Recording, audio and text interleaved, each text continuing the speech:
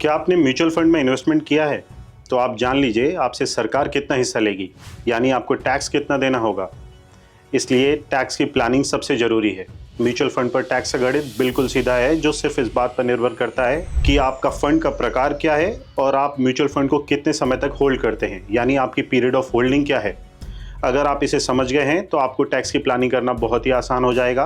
तो आइए समझाते हैं म्यूचुअल फंड के टैक्स का पूरा गणित। फंड इसमें दो प्रकार के होते हैं, पहला इक्विटी और दूसरा डेट फंड।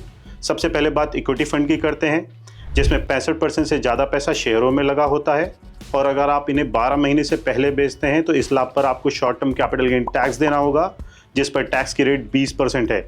लेकिन लॉन्ग टर्म में होता है असली फ़ायदा, जहां आपको पूरे लाभ में से 1,25,000 तक का मुनाफा हर साल टैक्स फ्री होता है। बताते चलें, लॉन्ग टर्म म्यूचुअल फंड वो म्यूचुअल फंड होते हैं जिनकी पीरियड ऑफ होल्डिंग 12 महीने से ज़्यादा की होती है।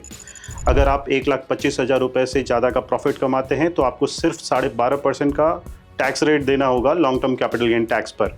यहाँ ध्यान देने वाली बात यह है कि इंडेक्सेशन का बेनिफिट अब इक्विटी फंड पर नहीं मिलता है, लेकिन आपको 1,25,000 रुपये की छूट हर साल मिलती रहेगी। अगर आप डेट फंड की बात करें तो यहाँ पर 65% से ज़्यादा का इन्वेस्टमेंट डिबेंचर और बॉन्ड में होता है। यहाँ पर 1 अप्रैल 2023 के बाद एक बड़ा बदलाव आया है। आपकी होल्डिंग पीरियड चाहे जो भी हो, पूरा लाभ अब शॉर्ट टर्म माना जाएगा।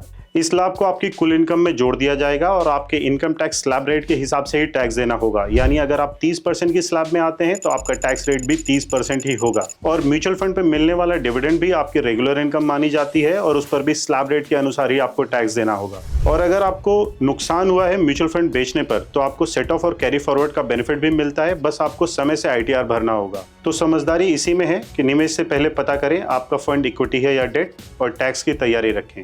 ऐसे और अपडेट जानने के लिए देखते रहिए न्यूज़ इंडिया।